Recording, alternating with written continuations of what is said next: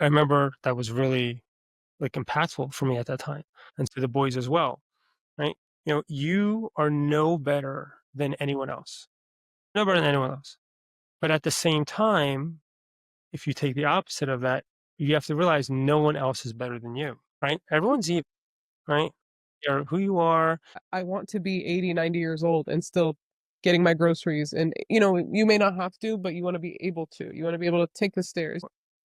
People say, oh, you should treat people how you would want to be treated. Right? Yeah. But that's actually not true. I don't think that's true. I want my mother. I want a partner. I want my siblings in my life. I think to me that's more special than I need you or I'm lacking something. So that's good. I would rather be wanted than needed. Hmm. That's actually really good. I might borrow that. So most meetings, you could be in a meeting for an hour, but did you really have to have an hour-long meeting? Maybe this could have been an email. This could have Yeah. been a message. Oh, we're recording? We're recording. We're, Oh, I yeah, I I had no idea. that's exactly. Yeah, I You didn't. never know when you're going to get a good bite, Oh, right? okay. Yeah. Right. Okay. Continue.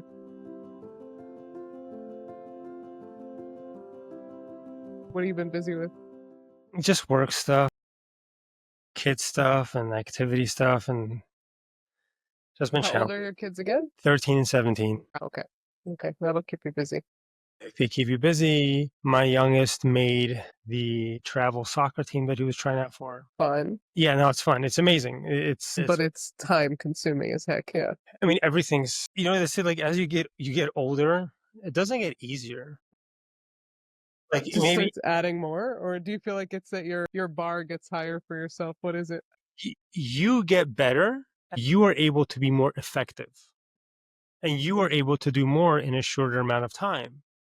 And life just, ends up giving you more too, Hmm. right? Naturally, part of the struggle is being able to effectively balance, right? Because you can do, like, if all you had to do was just work 10 hours a day, you could do that no problem, Yeah.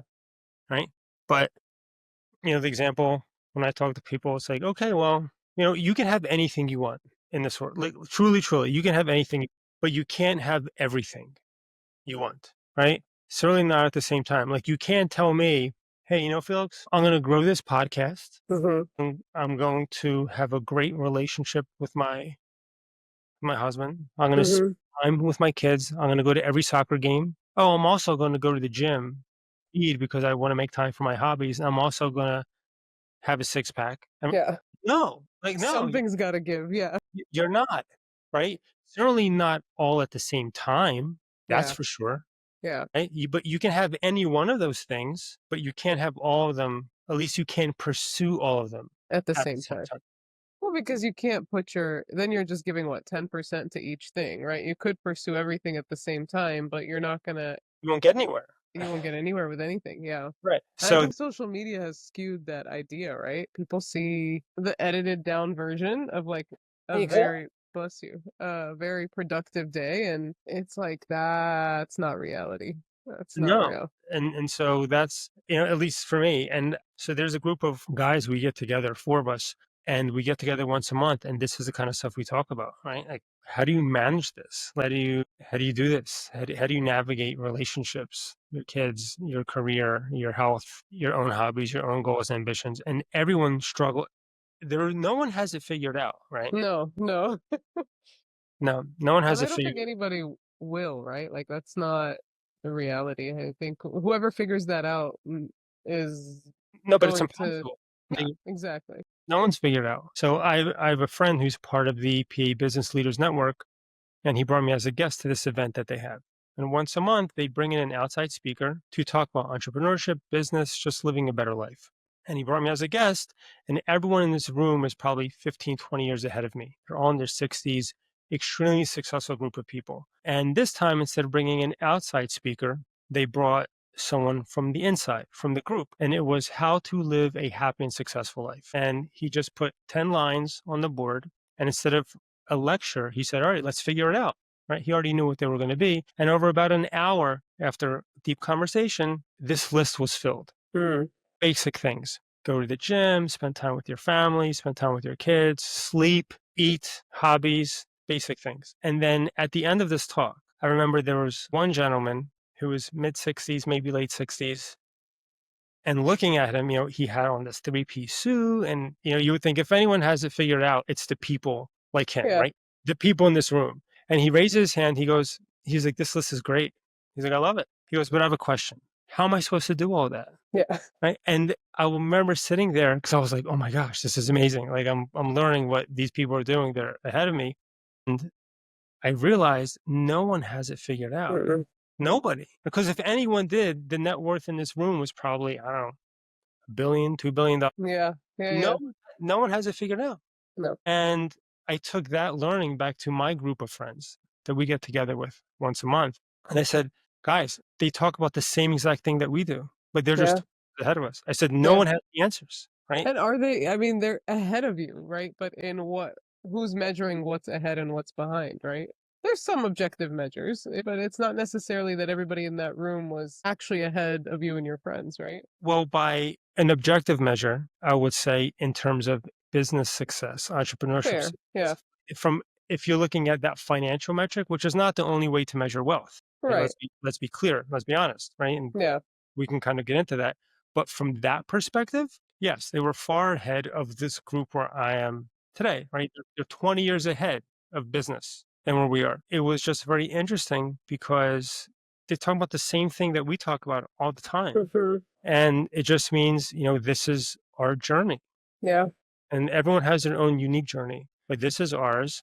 And I just thought it was very insightful because that's what I walked away with. I said, "Oh, yeah, Yeah. maybe I'm not doing as bad as I thought I am." Right? Is that the time that you realized that? After that? When No. was that moment? Because we will get to that moment, right? Especially overachievers and hustlers and all of that, right? You always feel like you're behind, you're behind, you're behind. I'm not doing enough. I'm not where I need to be. So when was that moment that you were like, "Oh, I'm actually doing good?" So the person that brought me to this event, right, he was a mentor of mine for a little while. And I asked him this exact question. This is a super high achiever, amazing guy, smart, successful, great family, everything, right, in all these different domains. And I asked him this question. I said, "Do you ever feel that you don't have enough time in the day? Like, how do you plan your day? What do you do?" Mhm. He goes, "Of course." He goes, "Nobody has enough time in the day to do everything that they want to do." Mhm. He goes, "This is what I do." He goes, "I make a list every single night. I make a list of all the things that I need to do the next day, and I break them out into categories A, B, and C. Mhm. A are the things that only I can do, that Okay. nobody it requires my attention. Maybe this is the phone call that I need to make. This is the new prospect, the client that I need to reach out to. The biggest thing that's going to drive my business or whatever I'm doing forward. B are things that I can potentially delegate. Is there someone else that can do this Mhm. activity for me? Maybe I don't need to be directly involved, but I can tell someone else what to do. And C are the things that maybe one day I can get to, and I'll try. And most often, he said that the things that are in the C section just naturally drop off on their Yeah. own, right? You just ignore them. But by breaking it out into this framework, you don't give things the attention that they don't deserve, I right? like that. Yeah, and it has certainly worked for him, and so I do some form of that now. So I'll make a list that I absolutely need to get done, and I try and do that first thing in the morning. And sometimes you get derailed, obviously, but I find that very effective.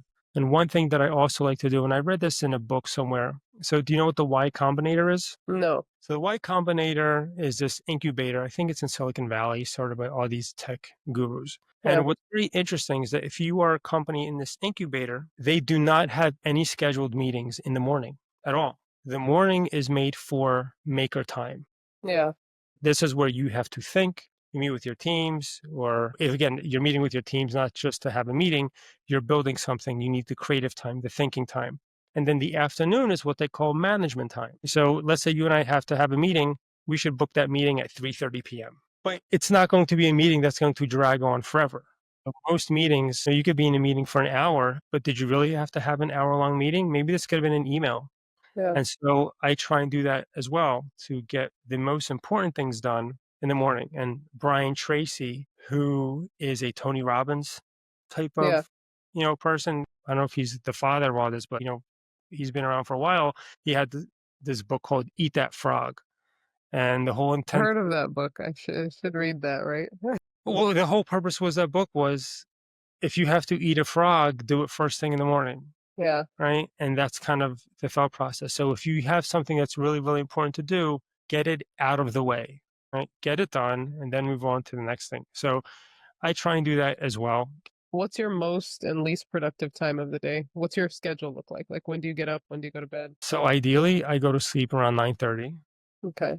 9:30 p.m. I like to get up in the morning and I like to get the gym out of the way in the morning because that is the most important thing that you can do. At the same time, I like to get started on work things early in the morning, but typically the gym is the best thing to do in the morning for a few reasons. One is it is very difficult, at least for me, to go to the gym in the afternoon or in the evening because I'm just Yeah, exhausted, same. right? I can't.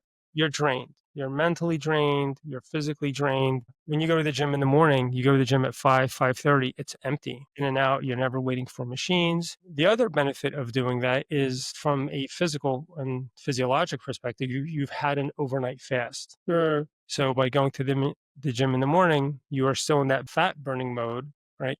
Your glucose levels are very low throughout your body. So, especially if you're doing cardio, you should always do cardio first thing in the morning on an empty stomach because you are fasted. And so okay. you burn fat 300% faster, actually, if you do it on an empty stomach than if you have a meal and then you go do cardio an hour later. Okay, and this is coming from a physician's mouth. No, So but this that is makes official. sense. So it is real. No, but that makes sense too, Yeah. right? So you have a meal, you have all this glucose floating around your blood. Yeah. You're going to burn that before you start burning fat stores, right? That's not going to happen until all of that, the glucose in your blood is depleted, the glycogen in your muscles depleted, the liver, Mhm. and then, okay, let's start getting into fat stores. If you have an overnight fast and let's say you do cardio first thing in the morning, a lot of that has already gone. It's much more efficient. So, 30 minutes on a treadmill is pretty boring, right? Yeah. So make the most of it. So that's another reason to get it out of the way in the morning. And then, after the gym, come home, eat breakfast, shower. I'm very big into the nutrition and optimizing that and the protein and tracking and then, get to work. But I find that having some dedicated time to think is very important, having like blocks of time. That's been a very big thing for me that I learned. And it took me a very, very long time to be able to actually incorporate that into my routine. And a lot of times, what I'll do is I'll print out a sheet. I have this spreadsheet that has, I think it's 6 a.m. to 6 p.m. Monday through Friday, 30-minute increments. And I will literally look at my calendar on Sunday and I'll say, okay, these are all the meetings that I have that I must attend. Okay, when am I going to the gym? And I'll put that in this calendar. And I also have a few things on there, 30 minutes of guitar a day. Where am I doing that? Meeting one friend for coffee or lunch a week. Okay, when am I doing that? Put that in here. And you don't always get to do it, but I find that if I don't do that, never happens. There's always something to work on, always a place to go. So if I don't put it there and at least be intentional about it, it's very difficult. And I think that's something that I am not good at. I spend a lot of time working on things and thinking about things as opposed to spending it with other people, Yeah. which is not good. Do you do that because you feel like if you spent that time with people, you're taking time away from being productive, or you just feel like you think better when you're alone? It just naturally happens, right? Just because you're busy.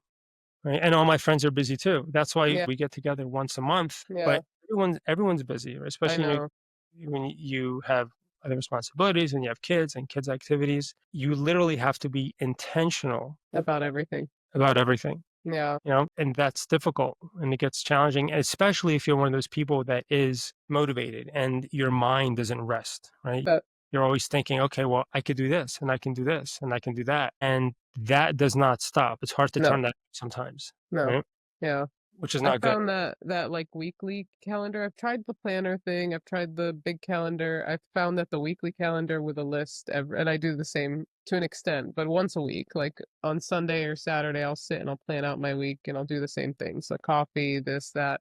I've also gotten to a point where, you're so slammed that, like you said, you want to see everybody and you want to, be intentional about those connections because you don't want to let those friendships and those relationships fall. Sure. What's the point of what we're doing if at the end of it you don't have that village with you? And so, like you said, everybody's busy. My friends and I now, we're going to work together all day. So we'll go pick like a few hours, we'll go sit at a coffee shop or if somebody's house is empty and doesn't have a bunch of people going in and out that day, we'll go, huddle there. People with kids, same thing. We found like cafes that also have an adjoining play place for the kids, and so we'll bring our laptops and the kids will play, and you can keep an eye on them, but you're also being productive. It's hard to get together for a dinner, go do something fun, manage that with everybody's schedules, right? Everybody's got a family and your weekends are kind of blocked off, or whatever free time you have. You're not going to spend, doing that. But the other thing also is that when you have children, sometimes your weekends are busier than your weekdays.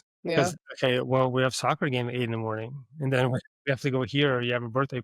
And, that is part of the challenge that I think most people struggle with. And there was, I forget his name. He was on Stephen Bartlett, who has this amazing Mm, this Diary of a CEO.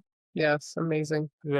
He's a speaking coach, and the podcast is great. It's like Yeah. 2 hours, and he talks about how to speak well and, how your voice is really an instrument and how to use that. But the last 30 minutes of this podcast, he talked about, him and his wife, and they have a child. I think they have 2 children, in particular this one child, and about the struggle that he has. And I think he lives in Australia, and he has obviously this amazing career, highly paid speaker, courses, all these sorts of things. And if he wanted to, if he chose to live in New York City or a major city in the US, he would be much more successful, Hmm. right?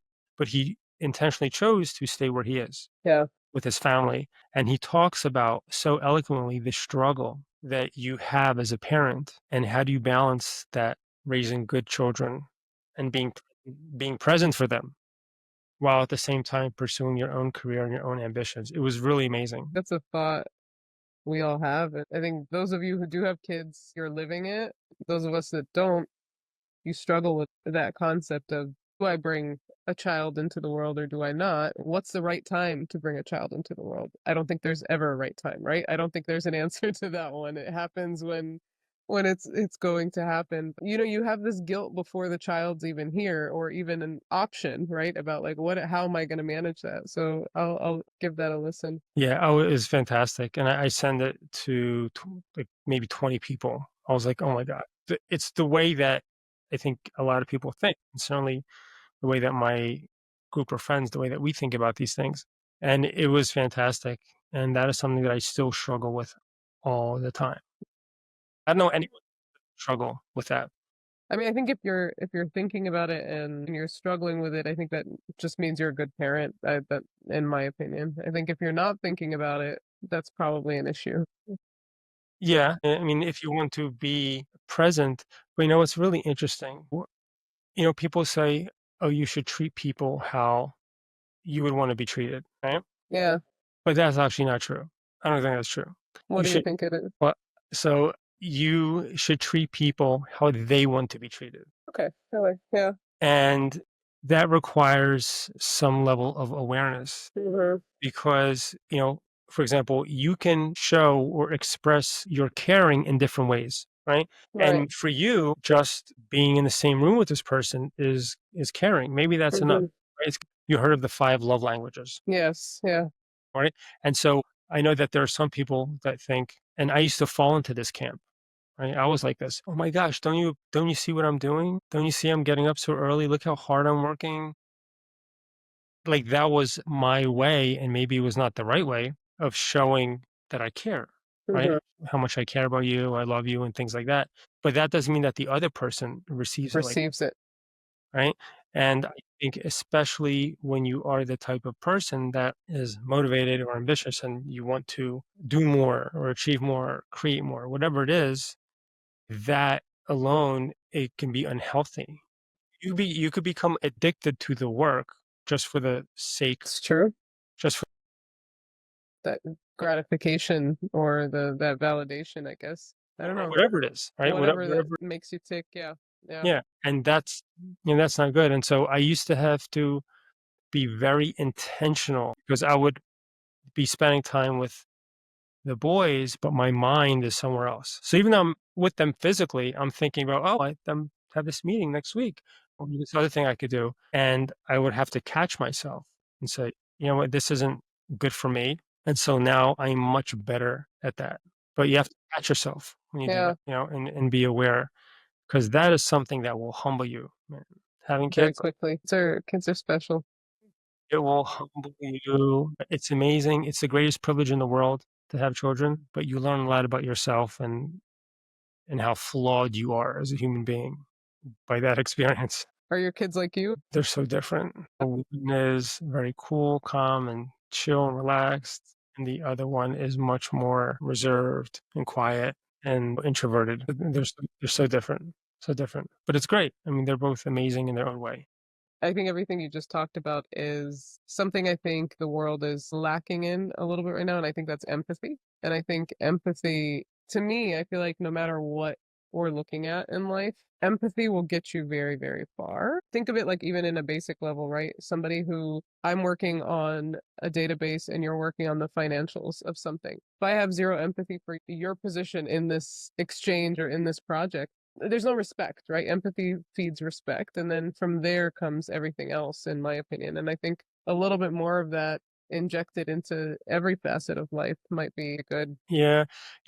When I was a med student, we were just about to start our OB-GYN rotation. And I remember the attending who was responsible for getting all the students oriented, he said something that I never forgot. He said, you're going to see a lot of things that are going to disturb you. You're going to see a lot of things and you're going to question, why do people do this? How can it be that someone would act in this way and do these sorts of things? And he says, I just want to reinforce to you, try your best not to judge. You were born in under different circumstances. And this isn't to justify certain behaviors, but it's just to acknowledge. Right, It doesn't mean you can't call out when something not what it should be, right? right. That's Different things, yeah. the complete different thing.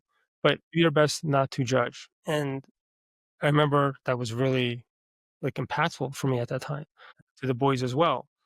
You are no better than anyone else. You're no better than anyone else. But at the same time, if you take the opposite of that, you have to realize no one else is better than you, right? Everyone's equal, right? And that's why, I used to take them to meetings with me all the time when they were I love small, that. take them everywhere. And I did that for a couple reasons. One was I wanted them to realize that I do not have all the answers, right? Not even close. At the time I feel like I have no idea what I'm doing. Yeah, I wanted them to feel comfortable around other people, and I never wanted them to be intimidated by anyone. I love that. Never. And even now when we go places, let's say we go to a restaurant and the waiter or waitress doesn't tell us their name, I'll say, "Oh, what's your name?" "Lisa." I'll say, "All right, guys, hey, say hi to Lisa." At the supermarket, "Hey, Lisa, how's your day?" And get used to looking them in the eye, calling people by their name. One deserves respect. Everyone. You're no better than anybody else, and it's not money or cars or career. We all have much more in common than we do. Apart, yeah. Differences. I think that's very important, and maybe that goes with the empathy part. I think it's very important to have perspective, right? I think Yeah, that's important. And if something is important, you treat it like it's important, right?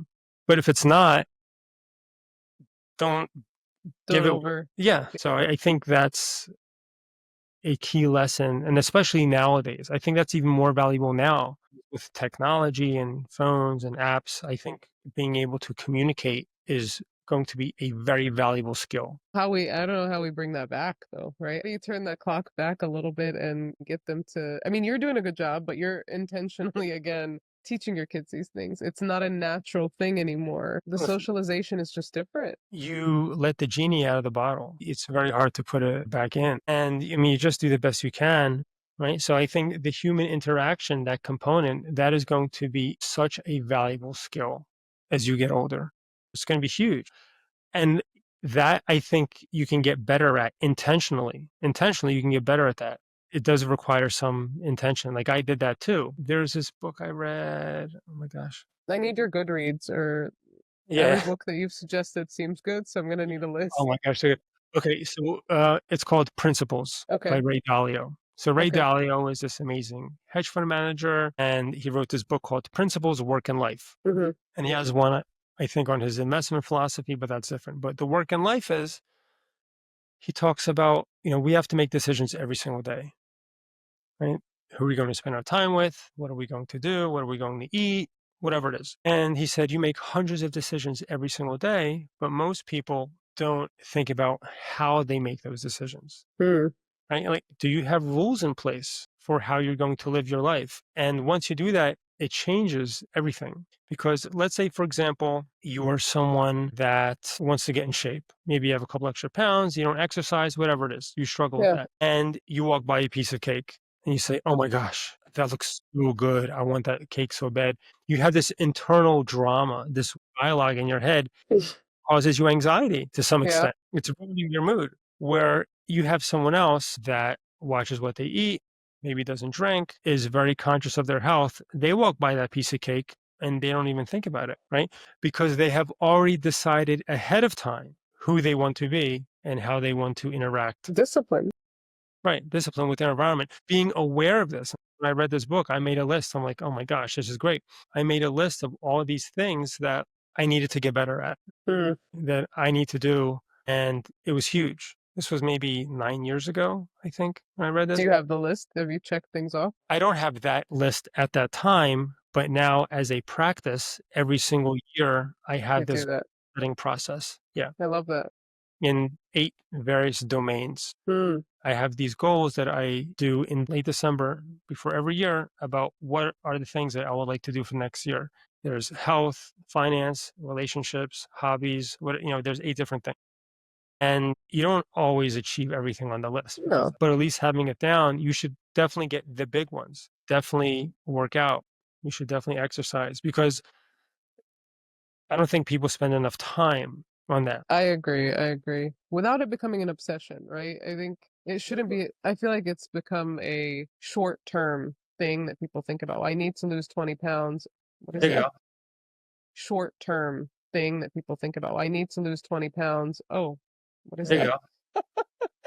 go. I need to lose 20 pounds to get to, this dress or this party or this event or whatever. And we've made it this negative thing, right? It's not. We have this body. You're only going to have one body for the rest of your life. And you have a responsibility to treat it the best that you can to be healthy enough to Yeah. not need, a certain level of care when you're older. I want to be 80, 90 years old and still getting my groceries. And, you may not have to, but you want to be able to. You want to be able to take the stairs. You want to be able to, not have to rely on someone or something. And I'd love for that culture to become more mainstream, that it's a lifestyle. It's not just a exercise and fitness are only for this group of people that care so much about how they look, or that's not what it's about. No, I agree. And I think that just like everything we've been discussing requires a lot of intention. You don't have to be obsessed. You don't have to go to the gym 6 days a week. No, If you want to, that's go for it. Yeah.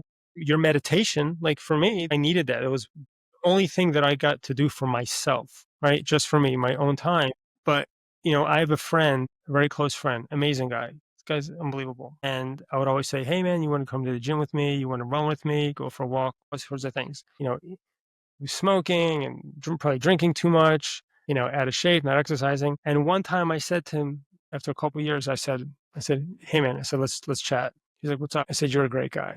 Yeah. So you're one of my closest friends. Like, I'm so grateful for you. You have this amazing wife, beautiful house, career, got a boat, got like everything, Yeah, right? yeah. You had made. Has You it got made? it.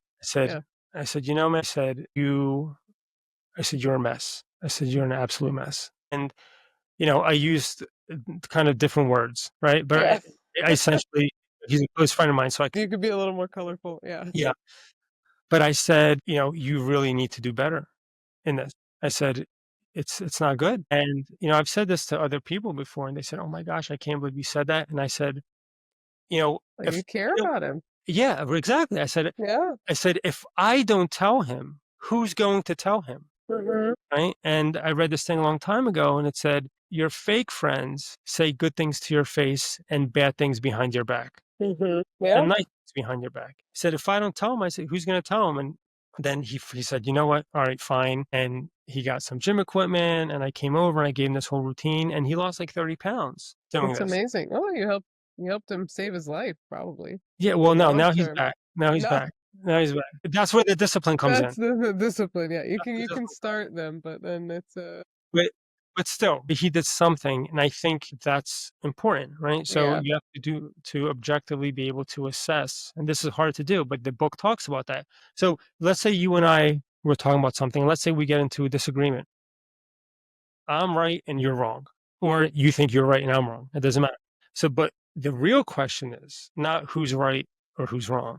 The real question is, how do you know that you're right? How do you know you're right? I'm not invalidating what you're saying, but how do you know that you're actually right? Right. And I think, especially, this is so important in relationships. Oh gosh, yeah.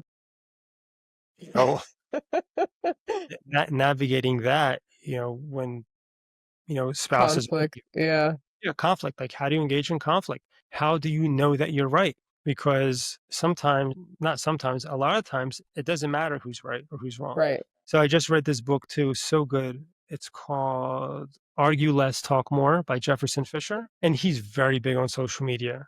He's a trial attorney, but his whole channel talks about how to engage in conflict and how to use certain words to disengage and resolve things. And he talks a lot about navigating relationships and difficult conversations in there. It's not really about being right. And I think he says something in there. Let's say, again, you and I get into an argument, you walk away, I won, right? Well, the only reason I won is because you gave up. You said, I'm done, I'm leaving the conversation. That's not winning. Mm-mm. We are no better off, especially if you're married. You're Yeah. no better off because you proved that you were right. You lost. Both of you lost. Nobody won. Nobody won. And that builds resentment, animosity. And yeah, you don't want that. No. You I you don't think need in that. personal or professional relationships, it's the exact same. For sure. And he talks about both in that book. Highly recommend that book. So every year, the book that I read that impacted me the most, that I thought was amazing, I get like 10 copies of the book and I give it out to people. Oh, I love that. That's a nice Happy New Year. And this is probably the book that I'm gonna give out this year. It's early in the year and that must be good. It was great. It was excellent. Okay. It was amazing because you read it and you reflect on conversations that you have already had, and you're like, "Yeah, I could have handled that one better." Mhm. Right? I could have handled, whether you're talking with your spouse, Right. coworker, or your children, that's a completely A different. big one. Yeah. So I think that is so important, and really when it comes down to it, that's the most important thing that determines the quality of your life. So you've heard of the Harvard study, I'm sure? Mhm. Right? So they follow these people over many, many years, multiple generations. I don't know how many people they're up to now, and they ask them every year all these questions: career, relationships, how much money you make, car you drive, neighborhood, everything. And that's really what it comes down to, right? The strength and depth of the quality of the relationships that you have. Mhm. And you can have an amazing day at work, do something big. You should be excited, but let's say you come home and you have an argument with your spouse. It's all gone. I don't know what happened that day. You already have an argument with your kid. All gone. And the Doesn't. reverse is true too, right? If everything out there is a mess and you Yeah. come home, you're all good, did it Yes. really matter? My dad used to always tell us, if you came to him with a problem, sometimes you're like, oh, a financial issue, for example, or oh, this is going to cost too much, this is going to whatever. And we were raised with the concept of if money can solve the problem, it's not a problem. It's not just literally the money thing, but I grew up with that mentality that if it's material or something that has nothing to do with the health or status of a relationship or anything like that, there's a solution. We'll find it. There's nothing to stress about. Yeah. I mean, money solves money problems, and that's good, right? I'm not. You need. Don't get I'm me not wrong. saying money's bad. We all want it. It's No, no, not at all. Right? You love it, but at the end of the day, it's a tool, right? It's like Yeah. saying water is bad. No, it's not. Water's not bad. Having too much water is bad. No, it isn't. Water's great. You could do a lot of things with that, but it is just a tool. And so realizing that, and these are from people that I know, extremely successful people, is that, people say, oh, money changes you. Oh, this person changed. They Mm-mm. or something. I don't think that's true at all. Is that who you were? Yes. Yeah. It reveals you is Mhm. what it does. If you're a prick and now you have $10 million, you're just going to be a bigger prick. Bigger break, yeah, there's no That's it. You're just Yeah. going to be more of it. Amplifies who you already are. And if you are a good person, and maybe you'll do more good and you will do more things. There is a book that I would highly recommend every single person read, right? Especially if you are in high school. Like I had my son read it when he was like, I don't know, 10 years old. It's called The Millionaire Fast Lane Mm, by MJ DeMarco. This is a book that I wish I would have read in my 20s or in high school. It's so amazing the way that he describes. There's a whole part in the book about making money and how to think about that, and that's fine. It's also about what is it and what benefit does it have and purpose and what does it mean? Because people say money does not buy happiness. You, you know, partly true. Well, it's partly true, right? But it Yeah. depends on what your definition of happiness is. So if your definition of happiness is, "Oh, wow, I'm gonna go and get this $5,000 bag," but you see that there's a $10,000 bag and you're like, "Oh man." The bar just keeps Right. You're never satisfied, it's not good enough. But I think he talks about in the book, you need three things to be happy, the three F's, right? So the first one is fitness. Like if you need to have your health and you need to have your body working, because if you are not feeling good, it doesn't matter how much money you have. It's hard to be happy when you your aren't. health is not, yeah. And as is said multiple times, a healthy person wants many things. I want this vacation. I want this job. I want this car. I want that whatever.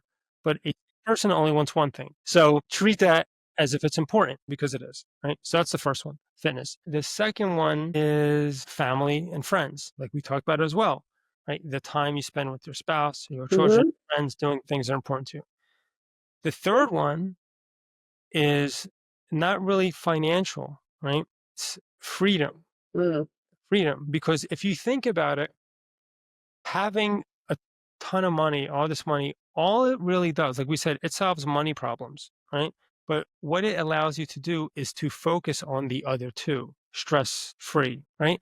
Having more money doesn't make you good. It doesn't make you bad. It doesn't make you any, right? no, it's just a thing. It's just a thing. It's an important thing, but it's a tool and you decide what you get to do with it. I think that autonomy is huge. I mean, that's part of the reason why I kind of changed careers was because I wanted some level of freedom. I didn't feel I had that at all. Mhm. And to me, that is really important. I mean, to me, freedom is more important than money. So if you have a bunch of money and you can't do anything with it, You're not really yeah. free. And so I think that is really kind of top of mind for me. Freedom. You want to do things that you want to do when you want to do them. By no way am I in that category where I'm able to do that. But that's the goal. But that's the goal. But to some extent, I do have a lot of freedom, right? Mhm. I get to design my week with things that are important to me and things I want to do. So that is an element of freedom, right? Of course. In order to be able to do that. Yeah, I would highly recommend that book. It's so good, so good. And then he actually talks about, how to achieve whatever it is you want. So let's say if I ask you, where do you want to be in 10 years? Or what does your dream life look like? Right? And you could say, you know what? I want this house and this car, and I want to go on this many vacations, and I want to pay for my kids' college, whatever it is. It doesn't matter. And I say, okay, that's fine. Well, in order to have that, right? Like, how much do you need for that? And let's say, just put a number. Let's just say for conversation, let's say I need $6 million. You say, okay. Well, what if you were to, instead of buying all that, lease that life? Like, how much would that cost you? And you may Mhm. say, you know what? I need $50,000 a month. Okay. Well, so now you have two options presented to you. You either need to build something and sell it to make $6 million, or you need to figure out a way to make $50,000 a month. Now, one is no better than the other, right? But just what is more geared towards you, your aptitude or your desire or your personality, like how you want to do it. And the book goes into detail in terms of the thought On process. how to. Yeah, about the how to, actually thinking, okay, how should I approach this? Because you could do something that's very, very difficult to do. You could become a professional athlete. It's one of the hardest things ever to be able to do, which is why they get paid so much money because Right. so few people are able to do that. Or you could do something very simple. I mean, who makes these water bottles? I don't know who makes them, but somebody makes these water bottles, right? You don't even think about this, Yeah. but whoever makes these water bottles is, they're not making the water. That's a different thing. We're talking about the bottle, right? Who's ever making these bottles is selling, God millions knows. Yeah. or whatever it Yeah. is. And each bottle is probably a penny or 2 cents or whatever it is. So the book talks about that. It's so good. Highly recommend I'll look it up. to But anybody. then let's go back to that though. So you were an MD, right? Trained in orthopedics I did. and then rehab, right? And you worked for a number of years. What was your favorite thing about practicing? I really like the learning part. The school part was fun. I did. I really liked the learning and I felt good and it was interesting and engaging. And that part was great. I like learning things. I think Yeah. that something that I like to do and I'm good at. To me, that was the most fun. And I guess at what point did you decide this is not my forever job? Did you go into med school knowing you weren't going to stay there and No, not at practice in a all. role? No. No. Okay. I thought this is where I was gonna do my whole career. When I was a resident, being a surgical resident is it was very challenging. We were the first year actually where they instituted the 80 hours a week in a rule, but it was Is not that really enforced? it was not enforced when we did it. We were the first that did it. It wasn't enforced when we did it. I'm sure now it's probably enforced. It's very hard to do, right? You're scrubbed into a case. Oh, You're you not have to gonna. scrub out because you're at 80 hours? No, you're not. No. And I used to see the attendings and I used to think to myself, there are some amazing people working in medicine and healthcare, but there are some that, they are not happy people. And I used to see these people and I used to work with them and I used to think to myself, why are you so miserable? Right? You chose this, right? You chose this life and happy people don't treat other people that way. They Mm-mm. don't, I said, you chose to do this. I was really conflicted. You spend literally 10 years, Mhm. $250,000 to get to a place, and then you get there and you say, I'm supposed to be happy now, right? I did everything right. I followed the script, right? Go to Yeah. school, do well, study hard, work hard, all this sorts of stuff. And then you get there, and what you realize, and took me a long time to realize, was that I always said to myself, I will be happy when. Mm. Right? So, oh, I'm in college. Oh, I'll be happy when I'm a med student. Then you're in medical school. Oh, I'll be happy when I'm a resident. Then you're a resident. Oh, I'll be happy when I match. And then, you're always looking down the field, right? You're never looking in front of you. I did that for so long. I did that for so many years. And maybe sometimes you have to do that because you have to be focused, right? But it's not a good thing. And then I met someone who had the medical communications company and I was like, "What do you mean? You left medicine? You could do that? You can leave?" And so I was introduced to him and we went out for lunch and I said, "Tell me your story. Like, how'd you get here?" He's like, "When you're young," he goes, "you have some sort of driver, Mhm. whatever that is. Maybe it's how smart you think you are, how hard you can push yourself, how much money you want to make, whatever it is. Doesn't matter. Right? You have something that pushes you. Mhm. And as you get older, you realize that it's less about those things and it's more about time." Mm. And so he told me, he goes, "Felix, he goes, the fact that you feel this way now," he said, "it's not a bad thing." He goes, "Most people in medicine feel this way, but they think about this when they're in their 40s or maybe older." He goes, "So just understand you're ahead of the game. Right. You're not, it's not a bad thing." And he told me his experience and, how he left and how he kind of got started into things. And I said, wow, I didn't know you could leave. And it kind of gave me the impetus to really explore this further. I remember I have a very, very good friend, does really well, great guy. And I asked him, I said, "Are you happy?" He said, "Listen, I don't like doing this." He goes, "But what am I supposed to do now? Right? I've been doing it for so long and he does very well." He goes, I can't leave now. Mm. What am I going to do?" And, at this time also, this was around I think the early 2000s. And I had a lot of friends that were involved in real estate. Mm. They were crushing it. I was thinking to myself, I'm like, something is wrong here. Yeah. Like, I'm missing something. I'm a resident making $35,000 a year pulling bullets out of people.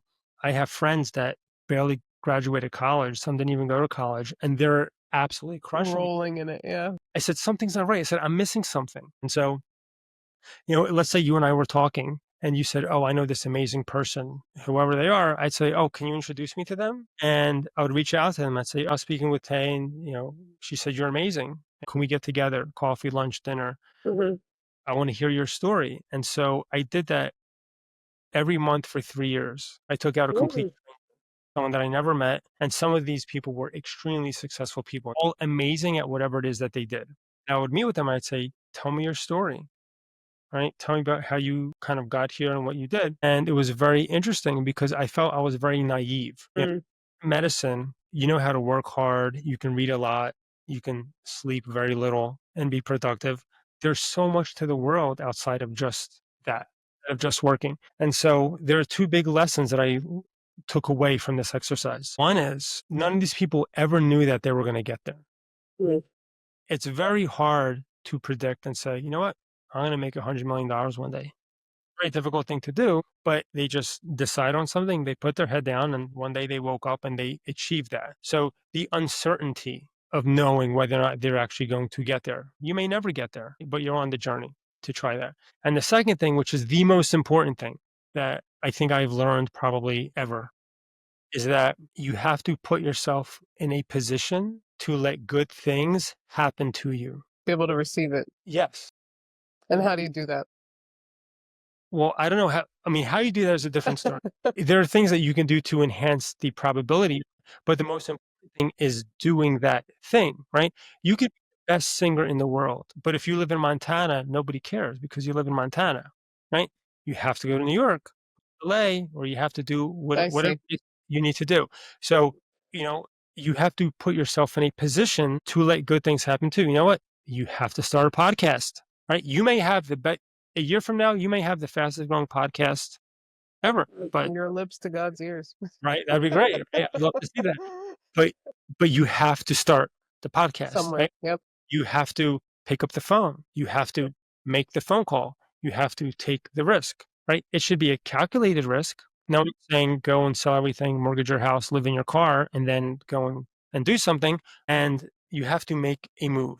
That's the most important thing. Even if it's one little step forward at a time, that's really a major philosophy for me. Because the average person will do nothing. They will do nothing. They won't make the move. They won't make the call. They won't start the business. They won't start the podcast. To me, that's the most important thing. And there's this other quote, my favorite quote from Seneca, and I think he's like I think a 5th century philosopher. I mean something like that early on. And I'm going to paraphrase here, but he said, "People act like mortals in all that they fear, but they act like immortals in all that they desire." Hmm. Right? I like that a lot. Yeah. It's crazy. To me, it was so powerful. And if you think about it, what does that mean? Right? So you act like a mortal in all that you fear. You're going to go jump out of a plane, ride a motorcycle, do dangerous things. Oh, no, I'm scared to do that. I'm not going to drive fast, whatever it is. You act like an immortal in all that you desire. Like Right? we So have all the time in the world. you have all the time in the world. And you know what? You don't. Hmm. You don't. And it gets harder as you get older. I think the best time to take a big risk is, you're in your 20s. You're not married, you don't have kids, you have no responsibilities. You can live at home, or even if Hmm. you don't live at home, you can have a small, tiny studio. You don't need a nice car. You can live off pasta. Rice and beans, you're fine. You're totally fine, right?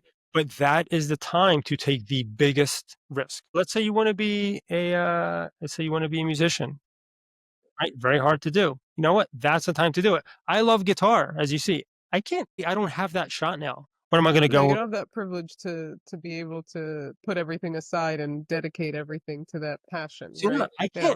I can't play 10 hours a day now and No, practice you have and then go try to push responsibilities. Yeah.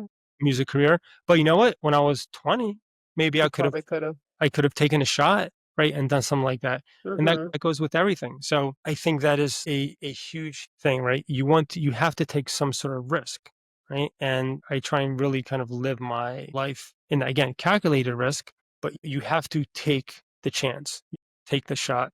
And again, about the how, once you insert yourself in that environment, you will begin to learn the how, right? So let's say you want to get in shape. I don't know what to do. You know what? Go to the gym and just hang out in the gym. I promise you that if you don't know what to do to get in shape, join the gym and just commit to going there 30 minutes a day, Hmm. 4 days a week. Just go there, just hang out. Just what are people doing? Go talk to people. You will figure it out Hmm. as you do that. But you have to put yourself in that environment to let good things happen to you, right?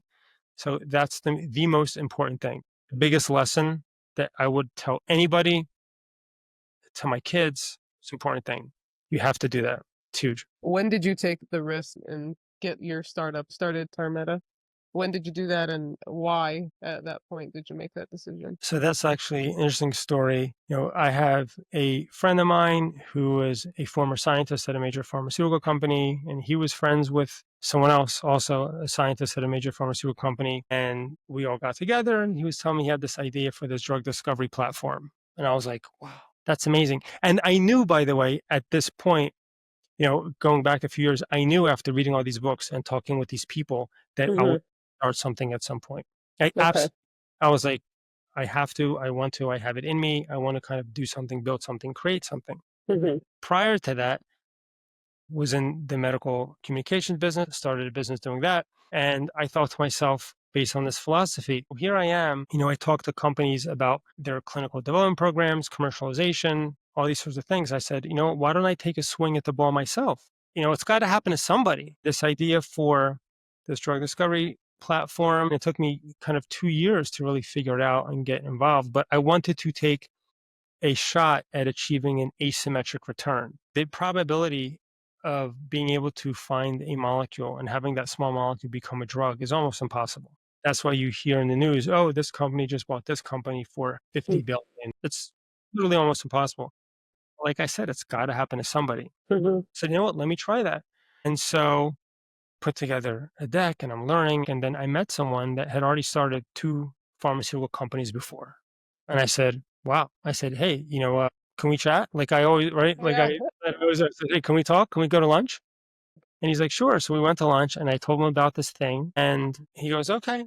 Asked me some questions. He goes, give me the answers to these things. And I did that. And I said, all right, can we meet again? He's like, yeah, of course. He's like, come by my office. And Mhm.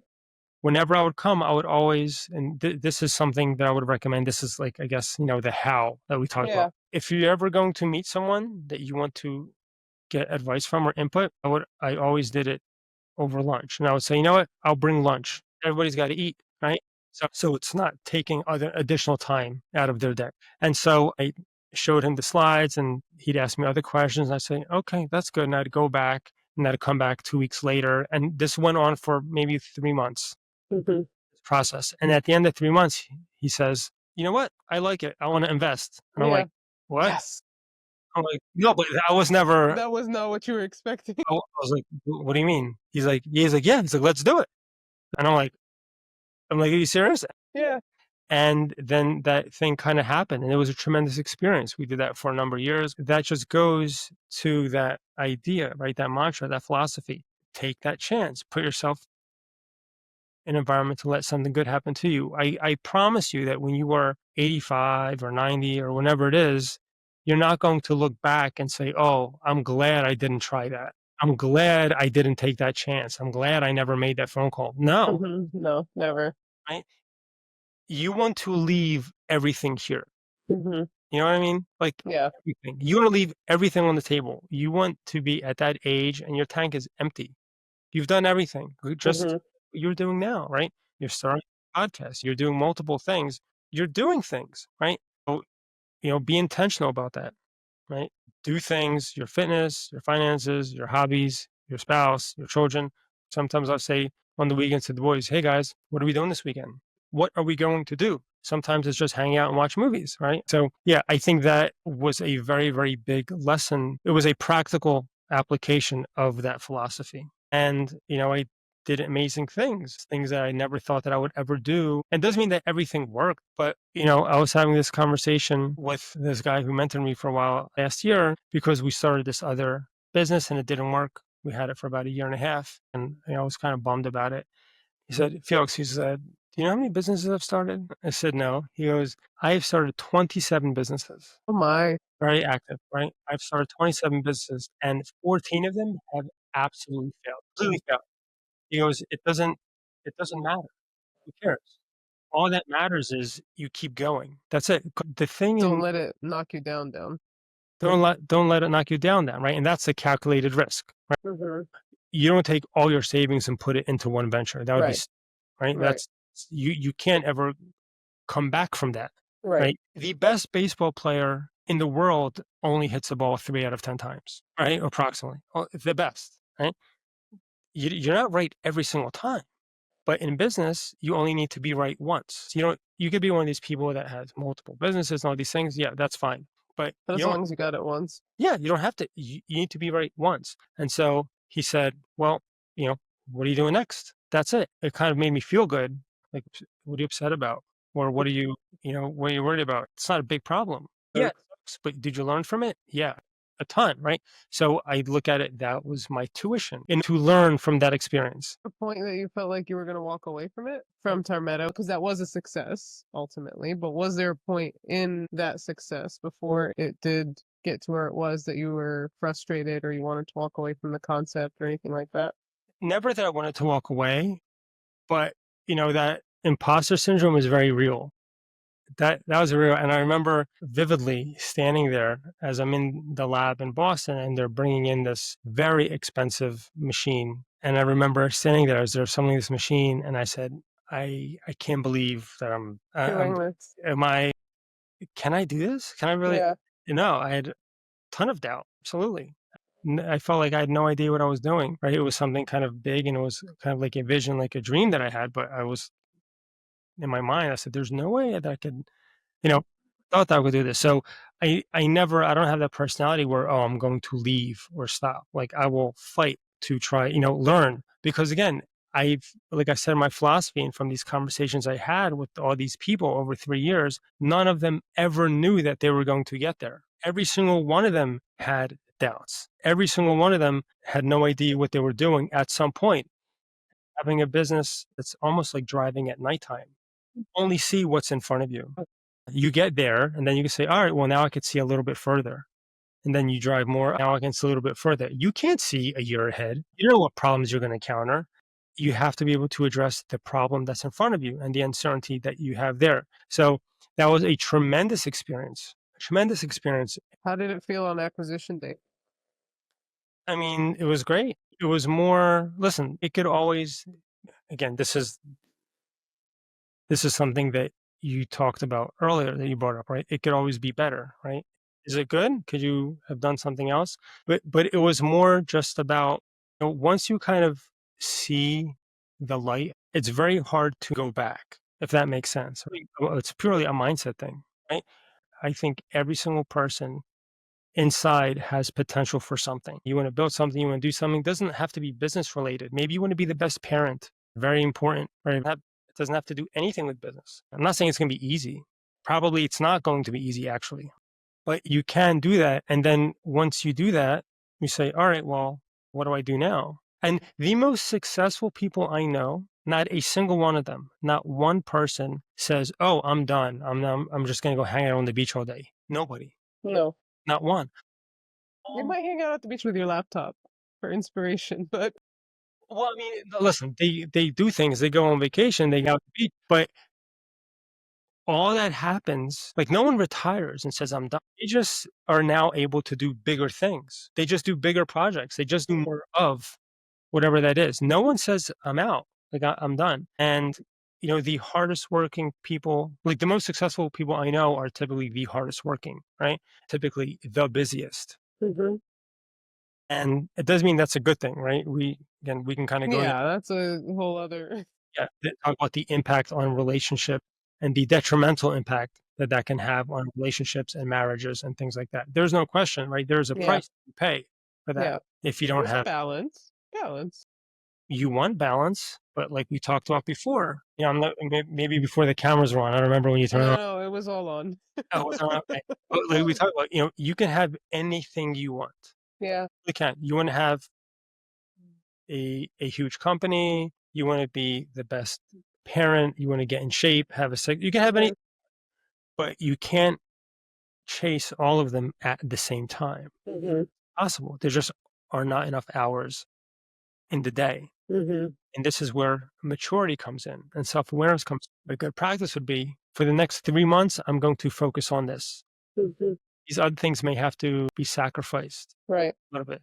But then, once this is done, okay, then hopefully I can come back and I can do these sorts of things. Everyone, I think, could take steps if they have something that's important to them towards that, whatever that. But you have to very much be intentional about how you spend your time. Like I try and be very ruthless with my time. I'm very good now. I used to not be like this. I'm Yeah. very good at saying, "No, I can't." Yeah. I think it changes your life once you get comfortable saying no. Yes. And Yeah. not feeling bad about it. Yeah, exactly. Like, "No, I can't." No. And no is a complete sentence. You don't need 10,000 justifications for why I can't. I'm No. not saying that to I'm not saying that to justify flaking on people. I'm not saying that that's not at all what I mean, but I mean, no. No, I can't. Yeah, I like that. No is a complete sentence. And I think if you want to achieve anything of significance, you're going to have to say no to many Mhm. things. And so here's something that I think is a really, really important piece of advice. And I don't know why I just thought of it. In that book also that I mentioned by Ray Dalio, he talks about, let's say you want to achieve something, whatever that is, doesn't matter, Mhm. and you want to go ask someone for advice. Well, you have to be very careful about who is the person that you're going to ask. And are they what he calls a believable person? What is a believable person? A believable person is someone that has achieved the thing that you are looking to achieve at least 3 times. Oh, yeah, I like that. It's a science experiment. Well, yeah, but it wasn't an accident, Yeah. right? Yeah. They know how to do it. There's a methodology, there's a process, relationship. Everything. Yeah. Yeah, right. So you have a friend that, man, my boyfriend, girlfriend, whatever, this, and they give you advice, and it's like, really? Like, are you in a happy relationship? I actually just sent a video that talked about that. Really? So I What just was it? sent it to my What did it aunt say? because it was this guy saying, in Arab culture, you go to a wedding or you go to any gathering and you're unmarried and you're of a certain age, and everybody's just saying, oh, they're sad that you're not married and they're just praying that you find somebody and whatever. And he goes, the person that's saying that is in a terrible marriage. You're contemplating divorce every day. You hate your life. You're out of shape. You're miserable. So in what world please don't pray for for whatever it Yeah, is that you think I I don't want what you want, right? So no. don't ask anyone for advice that you would not trade places with in that thing that you are asking about, That's right? good. So, if someone's been happily married for 50 years and they have a great relationship, yeah, you should Right. go to that person, right? But don't ask, your friend. They may be a great friend and they care about you and Yeah. they genuinely want to give you good advice. It doesn't mean that you should follow that advice, right? Mm. So, don't take financial advice from someone that doesn't have 10 times as much money as you do. And again, this could be from your family, right? They absolutely want the best for you. They care about you. But if they have not done that, then they can't understand they love you, but they can't help you, No. right? They care about you, but they can't help you get there because they've not done that. This is something else that I think is a very, very important thing that has served me well. You don't go asking people, tell me how you do this. People are too busy for that, right? You say, oh, listen, you know what? I say if someone came to you, I mean, I've asked you questions, right? Mhm. Okay, well, I did this so far and I did this and I researched this topic. If you were me, what would you do? Like, Right. knowing what You you know come now, with the legwork. Yeah. right? You can't just show up and say, "Oh, tell me Yeah. what to do." No, no, no. No one's going to tell you what to do. If you do things and you do work and you're willing to do the work, I think most people are that have achieved some level of success in whatever domain will happily help you. They will happily give you words of encouragement, words of advice. The person that has achieved something will never put you down for trying. If you're willing to do that work initially, I think, and say, "Hey, this is what I've done. What do you think? What would you do next?" Don't say, "Help me," but I think most people will gladly give you some of their time, right? Mhm. Want to give back. I can tell you this about these people. They want to help impart some of their wisdom and things that they have learned to other people to help people, right? It's like if you do well, you lift everyone up. Right. Everyone. So Yeah. people want to see you do well. Yeah. What do you think is in everything that you've touched? What's a mistake you think you made that made your life better? A mistake that I've made that has made my life better? Along this, yeah. Oh my gosh. That list is too long. What comes to mind? The first thing. It doesn't have to be business. It can be, Yeah, no, it's not. yeah. It's not. Yes, this might be tough. Um, You don't have to answer. yeah, no, no, it's fine. This is kind of weird. Right, so I was married, Mhm. right? Now I'm not. Okay. And, no one ever teaches you how to be married. Mm. It's kind of like having children. And, it's very easy to look back and say, "Oh, I should have done this, or I could Mhm. have." And it's very easy to say, "Oh, she should have done this, Mhm. or she should have done that." Mhm. And, when this happened, and I think this is around the time when I read that book, Mm. Suppose Work and Life. And when I highlight all my books, right? It's so kind of like the learning part. I read those things I highlighted maybe 10 times because, after going through that in the beginning, you're just upset and you're depressed and you're like, why did this happen? And what could I have done? And at some point, you realize that your job is to become the best version of yourself that you can be. Mm. And that's it. Mm. At some level, that has nothing to do with anyone else. Right. You know what I mean? Yeah. So I remember I made a list of these are all the areas that I am lacking Mhm. or that I should do better, Mhm. right? And this has nothing to do with anyone, has nothing to do with what they should have done or what they could have said. Mhm. I would never say anything bad. I don't this is me. What could I have done? Right? It's responsibility, right? If they want Mhm. responsibility, that's fine. But Right. I played a part in this, right? Yeah. There's no question, right? I played a role in this. And that was, I think, for me, a pivotal moment, right? That the awareness, and at least as best as I could, to be honest about, what, this is where I'm flawed. So there were a lot of mistakes that I just, I didn't know what to do differently, right? Yeah. I didn't know enough. You make the best decisions that you can do in real time. Mhm. Knowing now, I could Yeah. have made different decisions. And moving forward, should that happen again, I absolutely will make different decisions, right? And I could do better. But you can only make the decisions that you can in real time. Right. And I think that was if this is answering your question, like the mistakes that I've made, Yeah. that I've learned from the most was going through the exercise and being objective and honest, again, as unbiased as I could be about myself. Mhm. Right. These are the things that I need to get better at. I'm not perfect. Oh my gosh, I'm so not perfect.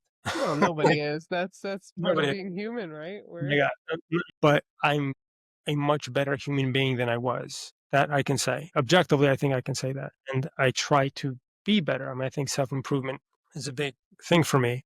Mhm. I would say biggest mistakes I made were in that, Mhm. right? And I learned a lot from that, and what I learned the most from. So, Yeah. yeah, it's so kind of weird because it's such a hard thing and such a terrible thing to go through, Yeah. but at the same time, if it was not for that, You it would wouldn't have become. yeah, I would have never become who I think, a better version of myself than I Mhm. was. So in a way, it's like I'm not gonna say it's good that it happened because Right.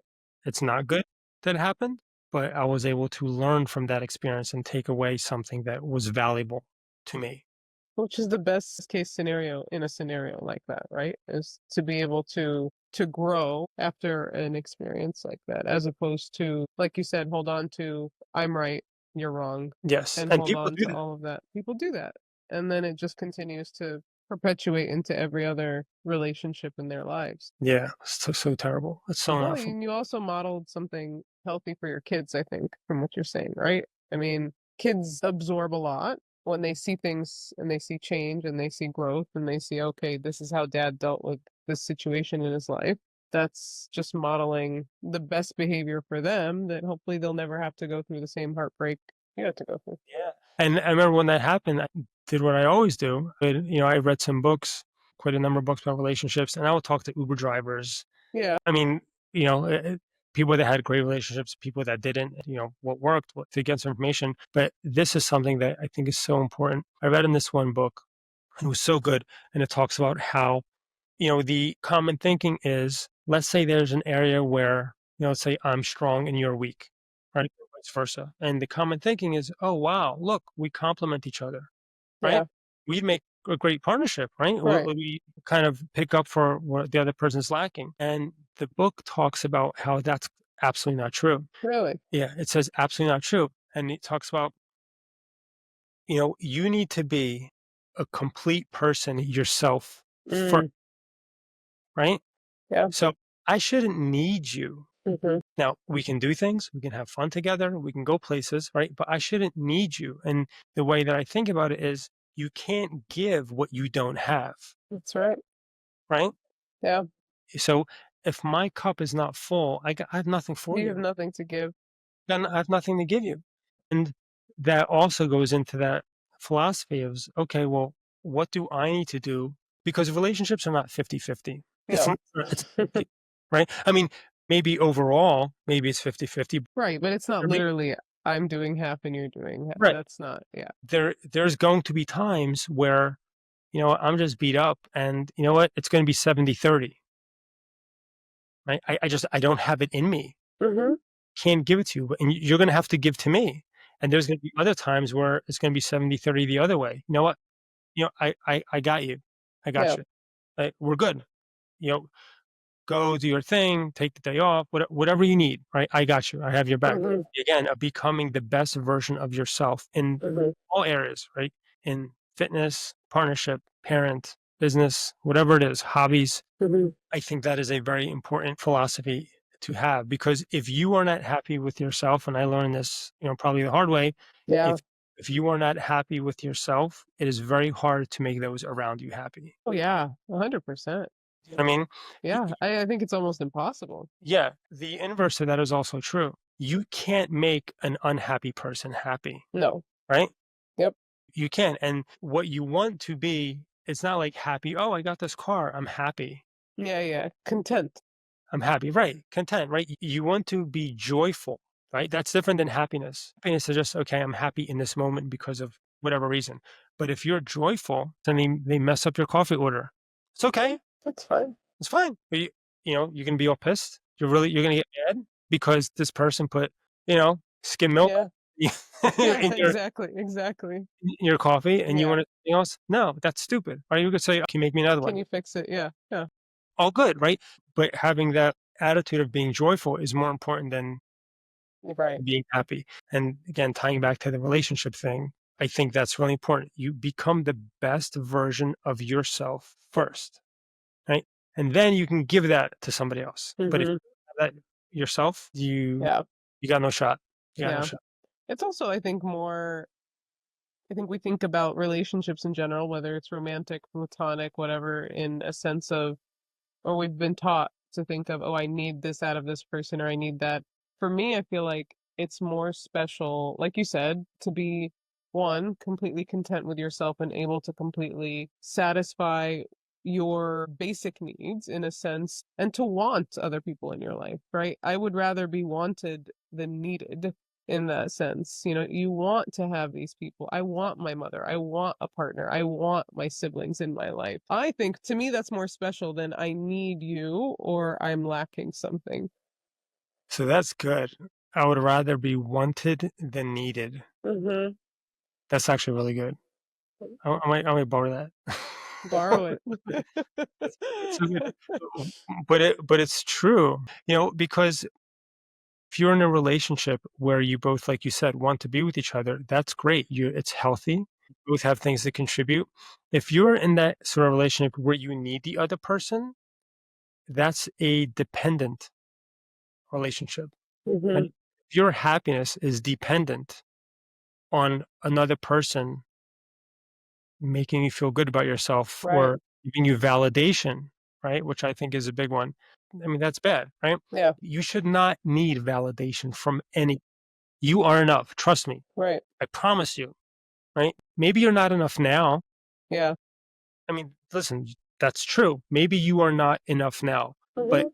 you absolutely can become a version of yourself. Maybe you will never be Steph Curry, right? You Right. weren't basketball. You will never be Steph Curry. But you know what? You could be pretty good. Yeah. You could be pretty good. And that's enough. And that's enough, right? For most people, that is enough. Mhm. You can certainly be better than where you are now. Yeah. I think, man, that's navigating the relationship thing is tough, man. It's a whole other. That is tough. That is tough. But it's a tremendous privilege to have had that, Mhm. to have kind of gone through that and to learn from that as much pain as As there it was. was. Yeah. Yeah, which is terrible. It's terrible. I I have learned a tremendous amount and certainly a better human being than I ever was, for Good, sure. Yeah, good. Okay, rapid fire now. Okay. okay. You can only eat one thing forever. What is it? Egg whites. Egg whites. Okay. Oh my God, I would be nauseous. Egg Okay. whites. What's a talent you have that's completely useless? A talent I have that is completely useless.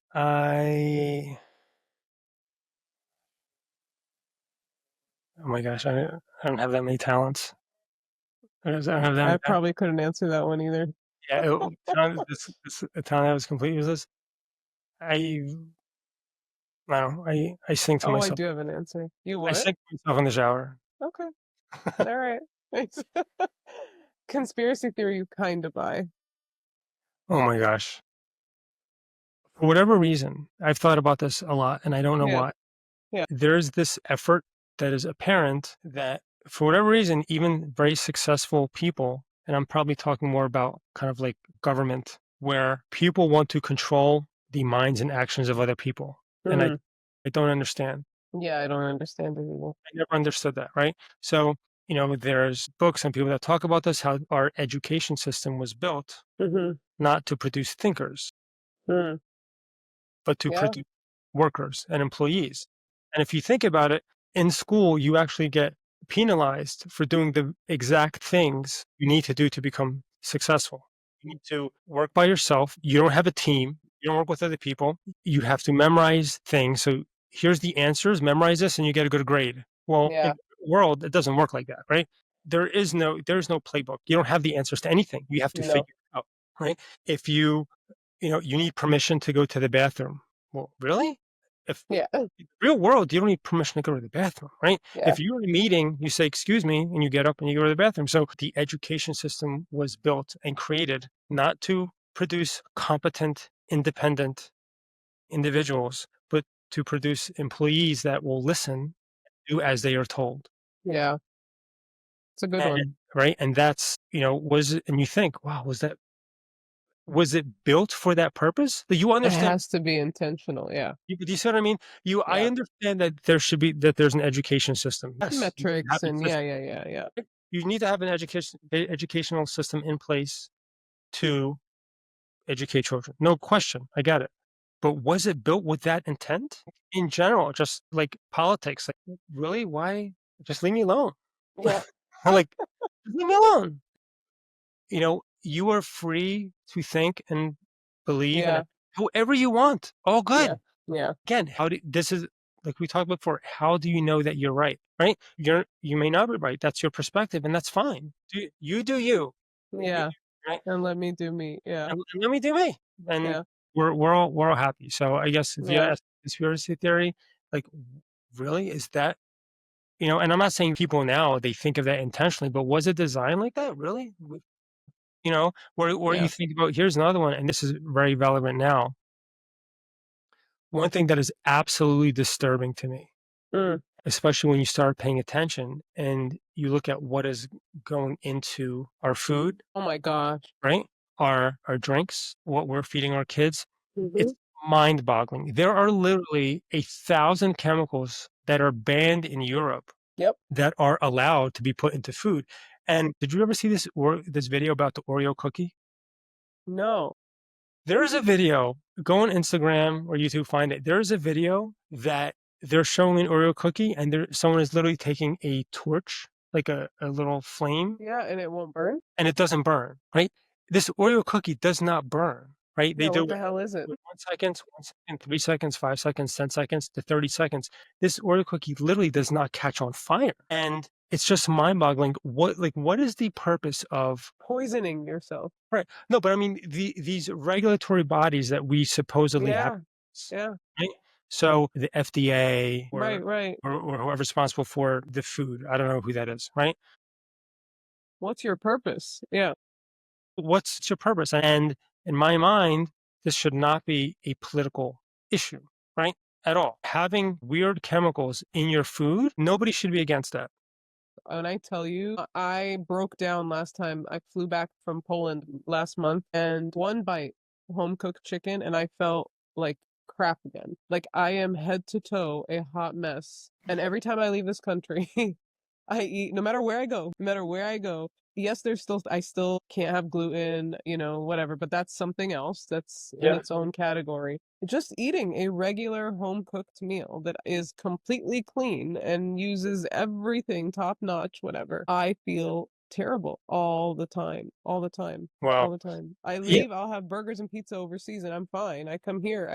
100%. It's very different over there, and it's not about organic or this. There are chemicals that are banned, Yeah, and to me, that's so. It's it's so. insane. There are some packages. I'm not even joking. 2 weeks ago, and I saw. I think it was maybe sweet potato fries. They had this thing, sweet potato fries. Cool. Let me get this. And then you literally in the back under there's a small warning label. No joke. It says something about this food has certain chemicals that are known carcinogens, and I'm like, And this is allowed to be on the shelf? right. I'm like, first of all, it's this big, and it's on the back, hidden under the white Yeah, yeah. UPC code.